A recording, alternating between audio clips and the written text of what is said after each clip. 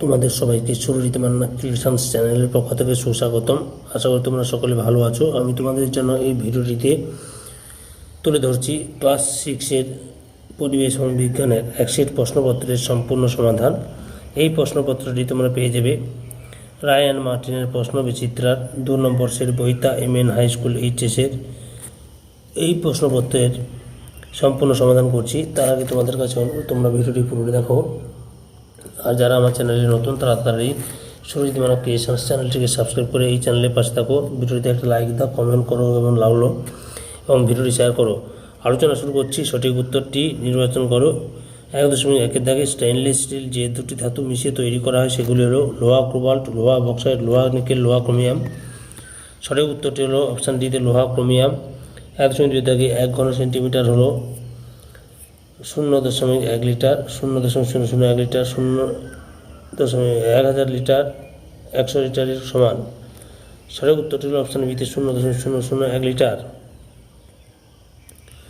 1.3 দাগে জলের বাষ্পীভবন একটি গুরুত্বপূর্ণ ভূমিকা পালন করে তাপবিদ্যুৎ তৈরিতে, জলবিদ্যুৎ তৈরিতে, সৌরবিদ্যুৎ তৈরিতে, বায়ুশক্তির সাহায্যে বিদ্যুৎ তৈরিতে।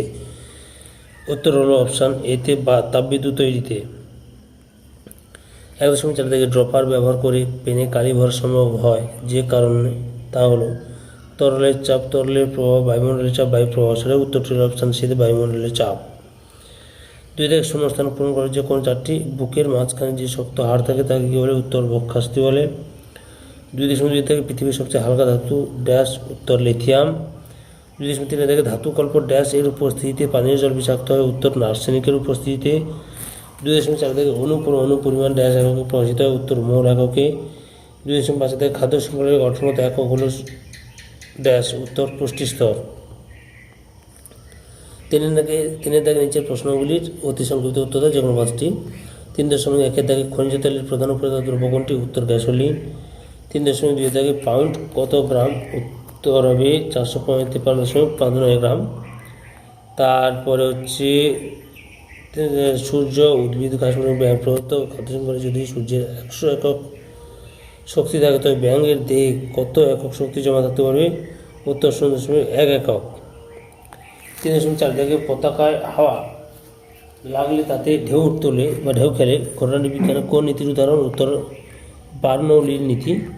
3.5 দাগে জন্মের সময় একজন শিশুর শরীরে কটি হাড় বা অস্থি থাকে? উত্তর প্রায় 300টি। 3.6 দাগে দাঁতের সাদা ছোপের কারণ কি? উত্তর ফ্লোরাইডের বিষক্রিয়ার কারণে। তারপরে রয়েছে 4 দাগে 3-4টি বাক্যে উত্তর দেওয়া যে কোনো 4টি। 4.1 দাগে আয়তন মাপার চোঙের সাহায্যে কীভাবে 1 ফোঁটা জলের আয়তন নির্ণয় করবে? উত্তর ড্রপারের সাহায্যে নির্দিষ্ট সংখ্যক জলবিন্দু ফোঁটা করে একটি আয়তন মাপক চোঙে সংগ্রহ করে গৃহীত জলের মোট আয়তন নির্ণয় করা সম্ভব। এখন একটি পরিষ্কার শুকনো সরু আকৃতির মাপনী চোঙে ড্রপারের সাহায্যে n ফোঁটা জল ফেলা হলো। এই জলের আয়তন মাপনী চোঙের গায়ে একটা দাগ থেকে জানা গেল ধরে n ফোঁটা জলের আয়তন v মিলিলিটার। সুতরাং ড্রপার থেকে নির্গত 1 ফোঁটা জলের আয়তন v ভাজিত n মিলিলিটার। 4.2 থেকে অভিকর্ষ বলতে কি বোঝো? এসআই এর একক কি? এসআইতে এর একক কি? অভিকর্ষ বলের আরেক নাম কি? উত্তর অভিকর্ষের বল পৃথিবীর উপরে থাকা কোনো বস্তুকে পৃথিবীর নিজের কেন্দ্রের দিকে যে বল দ্বারা আকর্ষণ করে তাকে অভিকর্ষ বল বলা হয়। এসআই এককে অভিকর্ষ বলের একক হলো নিউটন, আর অভিকর্ষ বলে আরেক নাম হলো ওজন। 4.3 থেকে খাদ্য শৃঙ্খল কাকে বলে? উদাহরণ দাও। খাদ্য শৃঙ্খলে খাদক কিরূপ সম্পর্কযুক্ত থাকে? উত্তর যে পদ্ধতি সূর্য থেকে প্রাপ্ত শক্তি উৎপাদক থেকে পর্যায়ক্রমে খাদক সম্পর্কের মাধ্যমে বিভিন্ন প্রাণীগোষ্ঠীর মধ্যে সঞ্চারিত হয় বা প্রবাহিত হয়ে শক্তির প্রবাহের ধারাবাহিকতা বজায় রাখে খাদ্য শৃঙ্খল বলে। উদাহরণ গাছের পাতা, পতঙ্গ, ব্যাঙ, ঘাস, ময়ূর। দৈনন্দিন জীবনে সকল প্রাণীর বেঁচে থাকার জন্য প্রয়োজনীয় শক্তির উৎস হল খাদ্য গ্রহণের মাধ্যমে প্রাণীরা খাদ্য থেকে শক্তি সংগ্রহ করে, তাই শক্তি প্রবাহের নিরিখে বিচার করে বলা যায় খাদ্য বা খাদকের মধ্যে দাতা ও গ্রহীত সম্পর্ক বজায় থাকে। 4.4 থেকে পারলিক শিলার জীবাশ্ম দেখা যায় কেন?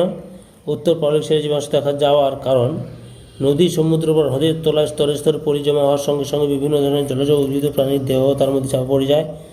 পরবর্তীকালে পলি জমাটবদ্ধ হয়ে পারলিক শিলা গঠনের সময় ওইসব উদ্ভিদ বা প্রাণীর দেহ ধীরে ধীরে প্রস্তরবিত হয়ে যায় এবং শিলাস্তরের উপর তার ছাপ সৃষ্টি হয়, এই জন্য জীবাশ্ম পাললিক শিলাতে দেখা যায়। উদাহরণ, টেথিস সাগরে বিশাল পরিসঞ্চিত হওয়ার সময় তার জীবকুল জীবাশ্মে পরিণত হয় এবং এই কারণে হিমালয় পর্বতগাত্রে প্রচুর জীবাশ্ম পাওয়া যায়।